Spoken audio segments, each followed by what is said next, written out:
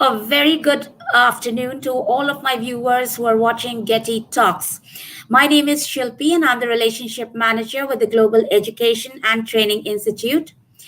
Well, I know you just had a very interesting session with Brother Morris, and now I am back with Ehboklang in Pyngrope, who is supposed to be an assistant professor at the Department of English in Christu Jayanti College.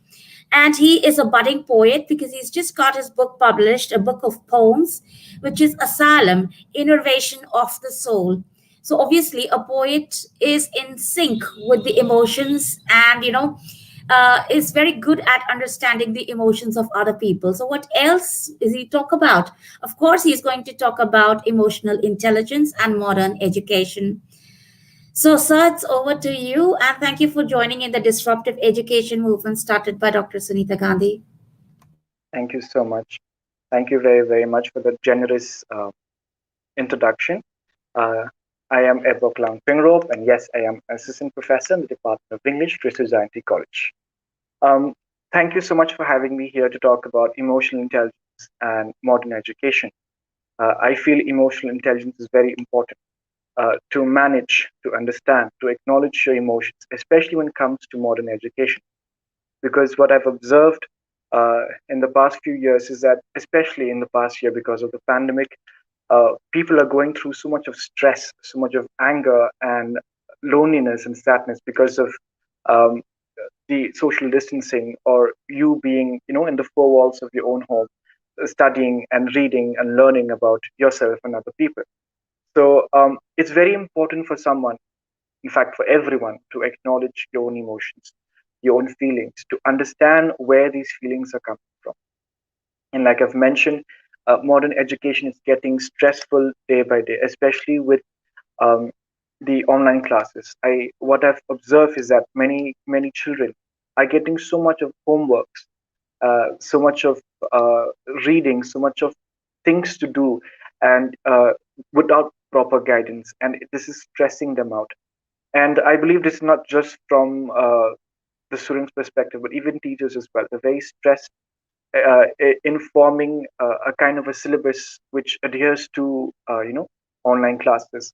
So emotional intelligence, which I will be talking about today, is basically the ability of oneself um, to understand your emotions, and it's very important, and interpret those emotions and respond to the emotions given to you by other people, right? When you recognize and understand and realize your own emotions, at the same time, understanding your emotions and people's emotions. And this is what psychologists would refer to as um, emotional intelligence. Why is emotional intelligence so important for someone to understand? For those of you who are not really sure, it helps you to relate better with other people. It forms a better relationship. In today's term, we see all over social media about toxic relationship or healthy relationship. So understanding your emotional intelligence can just form better relationship with other people, a healthy relationship with other people. And once that formation is done, you achieve greater happiness in life and also success at work, because you're able to channelize your emotion. You're able to identify why exactly you are feeling this kind of emotion. So you're able to tackle it, you're able to manage it and understand it at at that point in time.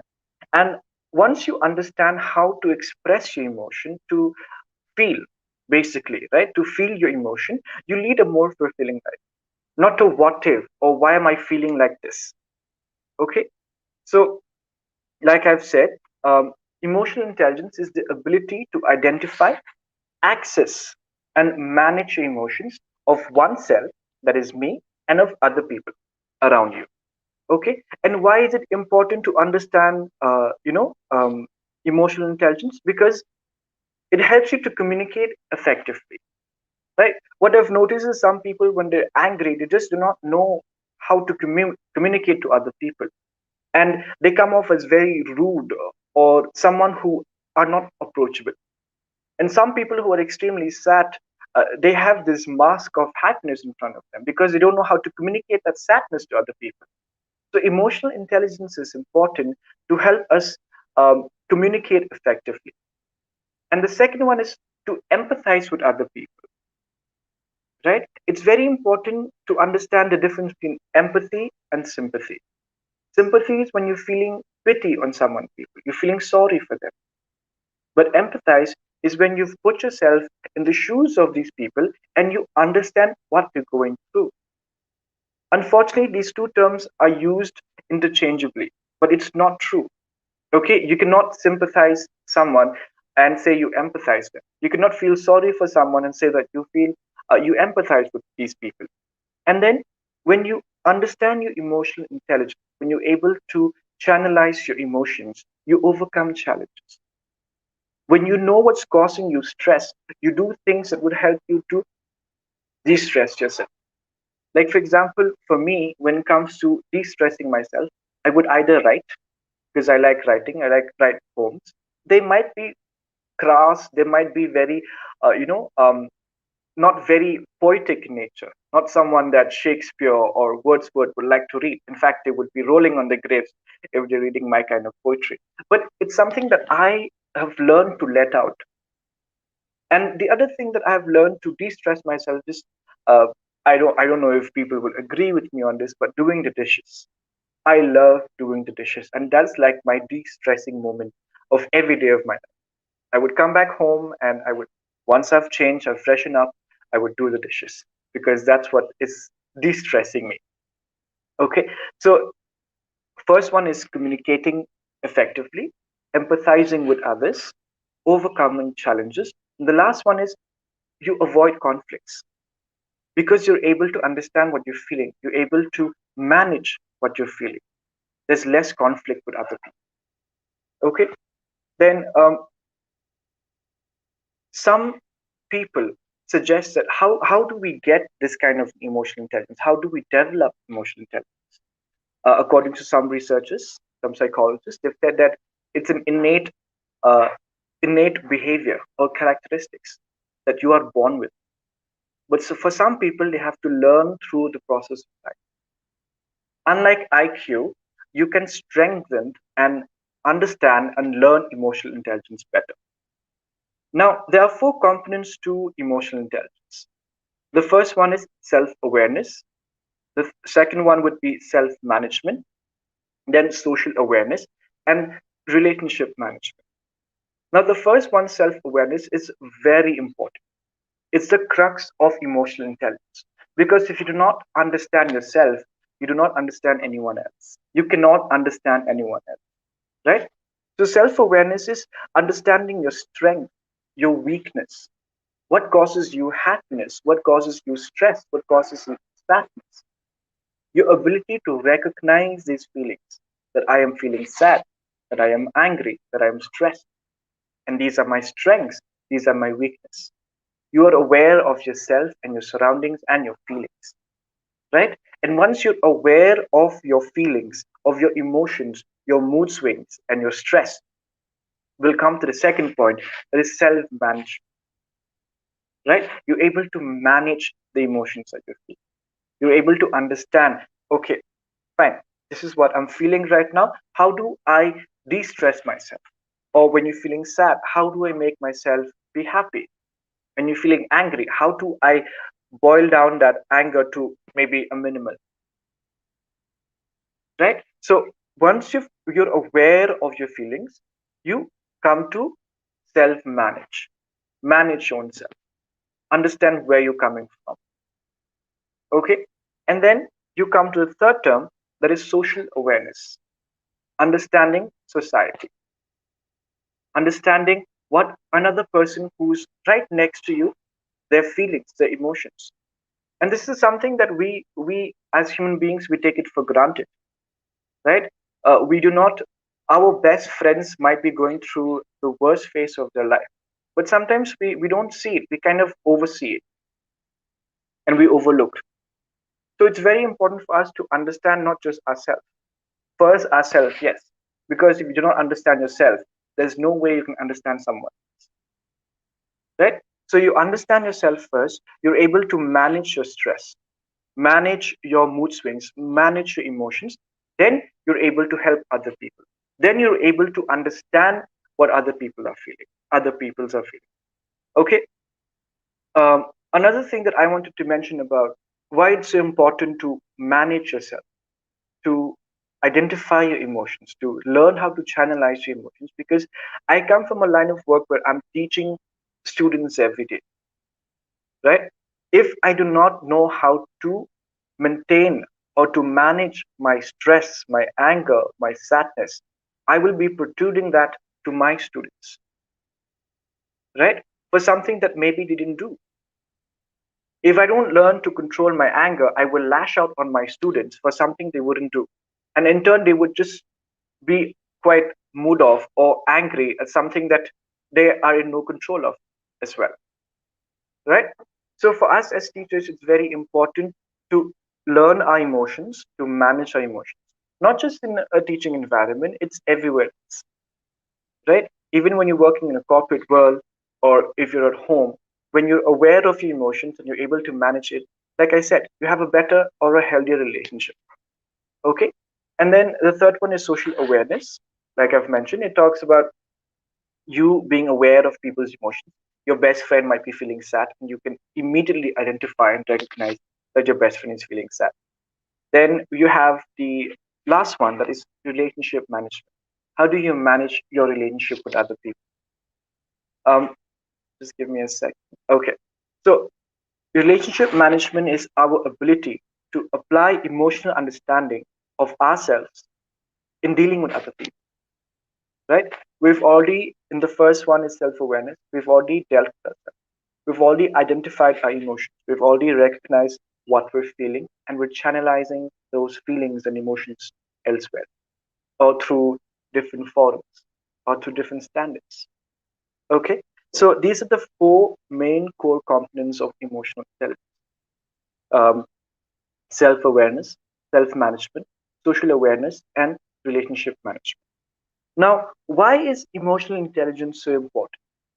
The first one will be performance at work for those of you who are working, right? Because, like I've mentioned before, if you understand yourself, you understand other people, right? Uh, before we act, we think. Before we speak, we think. That is emotional intelligence. Before we do something so rashly, we play scenarios in our head and we question ourselves: Is this worth it? Is this something that I would like to do? What will impact the other person or myself when I do something like this? That is when you understand what you're feeling. For example, when you're angry, right, and you want to do something rashly or lash out at someone, you stop and think for a second. What would happen to the person who I'll be lashing? And what's the benefit for me? Right? So before we act, we think. And that's why emotional intelligence is so important. Performance at work. Okay. The second one would be physical health. Now, this I'm talking in terms of stress and sadness. Okay, when we're extremely stressed, it can lead to so much complications later in life and with our health.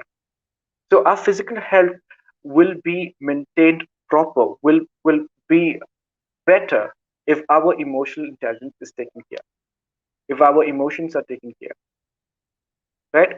Because one other thing about sadness in particular, when I've noticed that people tend to sleep more when it comes to when people who are sad, right? They tend to sleep more, which is not good for health as well. There are many complications regarding that as well.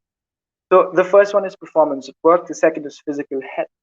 The third one is mental health, which is very, very important, especially at this time and age. This is for young adults, for children, for people going to college, even for us as working people, to maintain our mental health, to understand that some things are not good for us and that we should channelize our feelings elsewhere. Learn to de-stress. Learn to just give yourself 25 minutes every day. I've listened to many TED talks. I've listened to many webinars and FDPs where they tell us give 25 minutes time for just yourself. Do not do anything. No phone, no TV, no books. Just Give it to yourself. Whatever you want to do, whatever you enjoy doing, do exactly that. And that's going to be really helpful. Okay, so mental health is very important, um, in a way where it affects everything. It affects your performance at work, it affects your physical health, it affects your relationship with other people.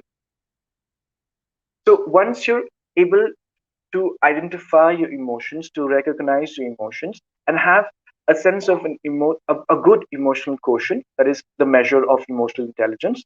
If you have a good sense of emotion quotient, then your mental health will be better, right? Because you're able to recognize what exactly you are feeling. And the last one would be your relationships will be better because of emotional intelligence. You do not only understand about yourself, but you understand about other people as well, right? And I feel as teachers, because I come from a teaching background, I feel as teachers, it's very important for us to have emotional intelligence, because you really have to connect with your students, especially at this point in time when uh, pandemic stricken and people are feeling more lonely than the other years, right? They feel more restricted, they feel more alone, comparatively. So for us, it's very important to understand our emotions first, yes, and understand our students' emotions, and channelize both of our emotions into a very healthy formation of a relationship. So basically, we have to manage our own emotions, and it's quite important in every aspect of our life, right? Performance at work, physical health, mental health, and relationships. Um, we have to learn to control our stress and anger. I've given an example about myself, like I write or I do the dishes, and this is something that has helped me a lot in my course of life. So what I would like for you to do is find something that can de-stress you.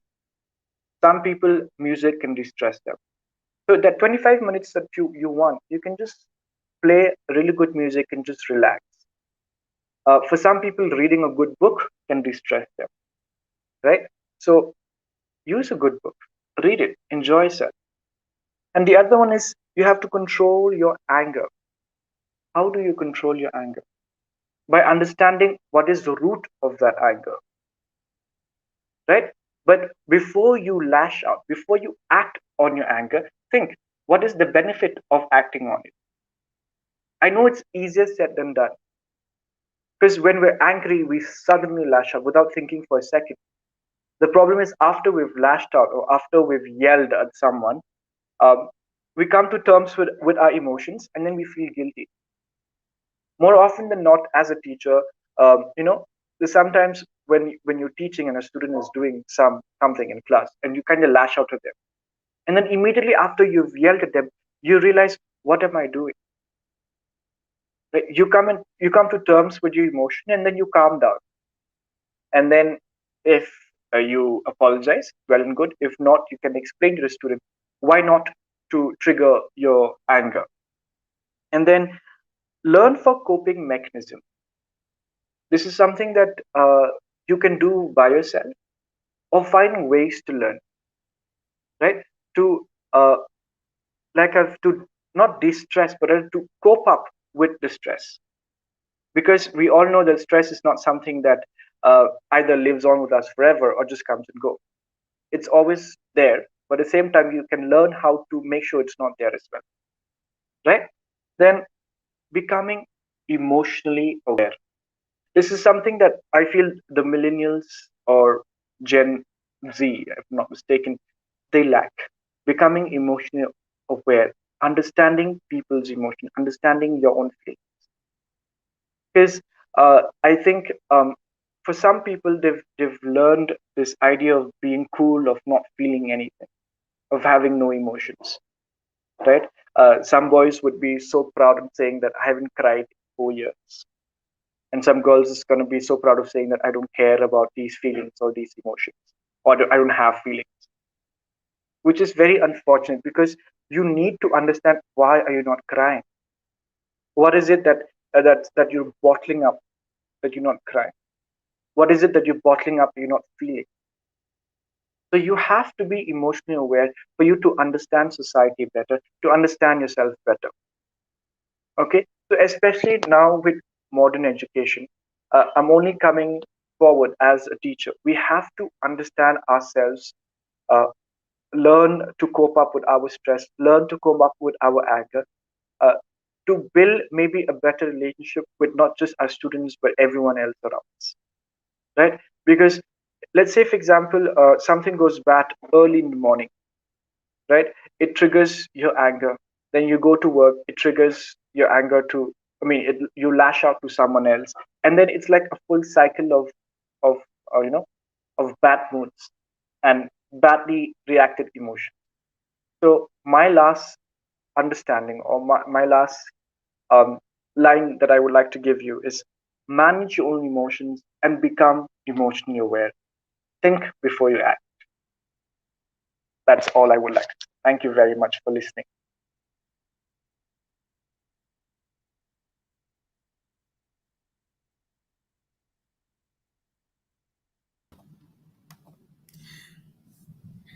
I was, very keenly listening to all that you had to say.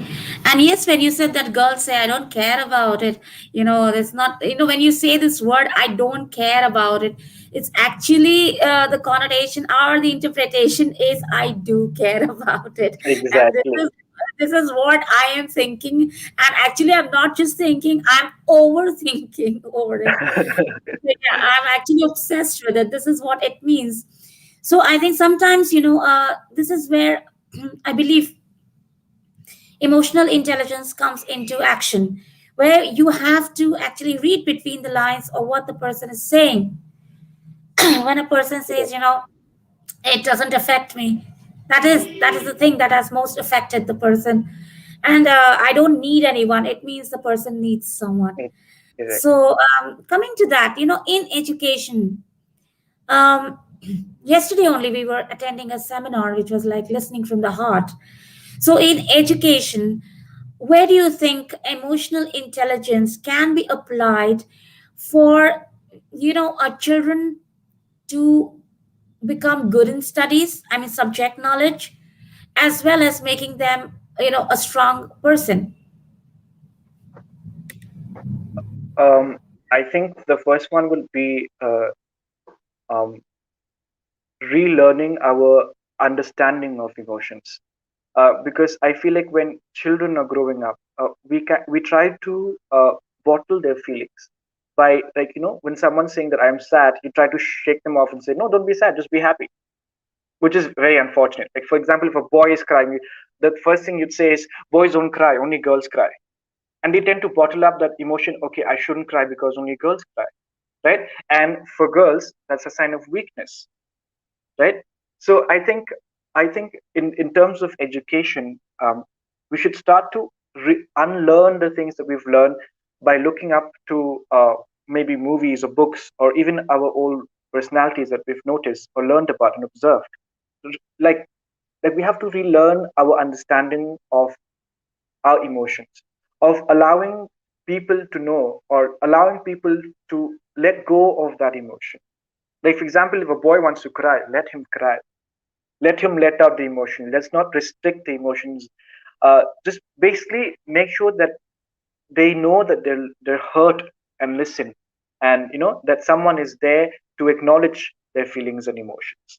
So I think that we'll start from there, and then from there maybe we can go a very very far.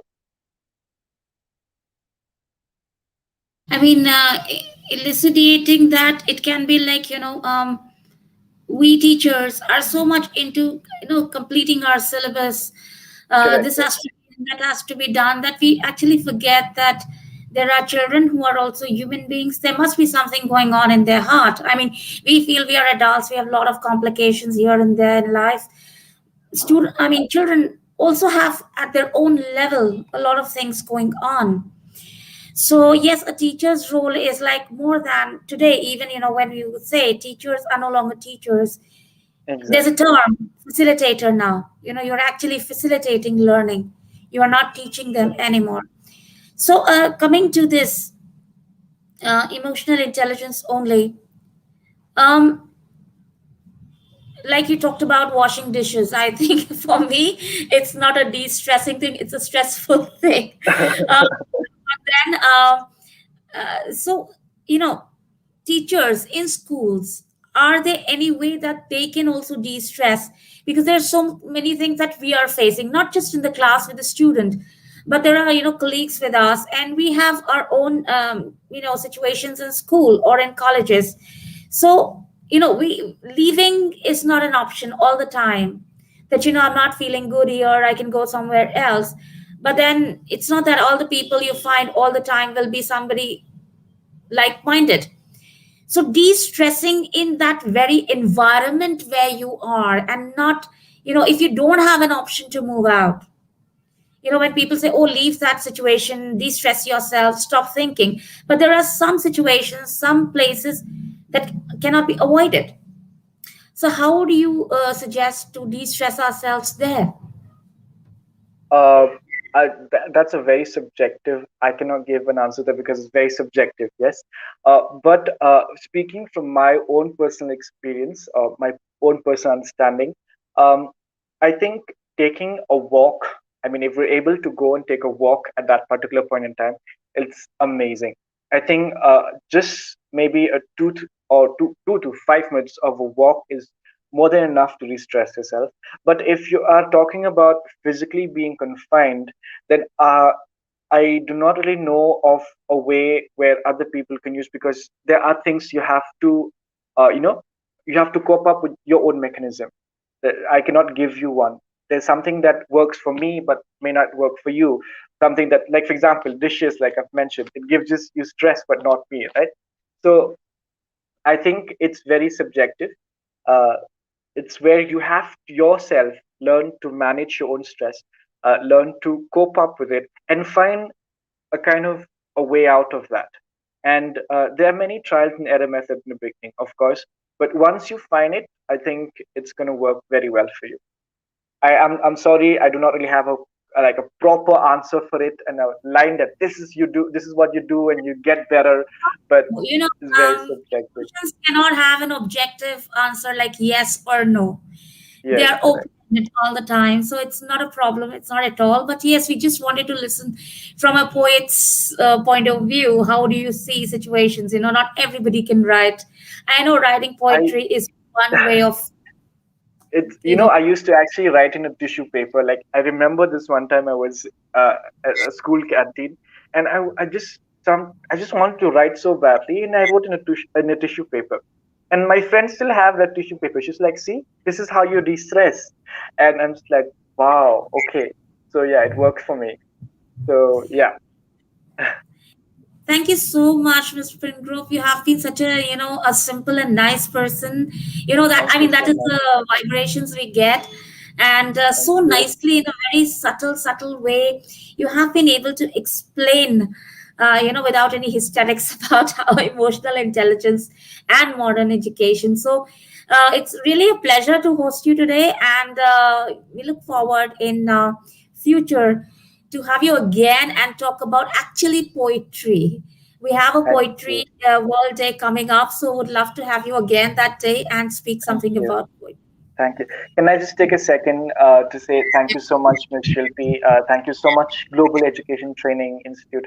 Um, like we were discussing about disruptive education, I did not understand, but now I really commend on your work in shaking it from the roots and making people understand exactly what you have to do to adapt to the coming times. So congratulations to you and your team, and I commend on your work, and thank you so much for having me here. You're welcome, and we are looking forward for your poetry rendition that day. Thank you Okay. so much. Yes, thank you.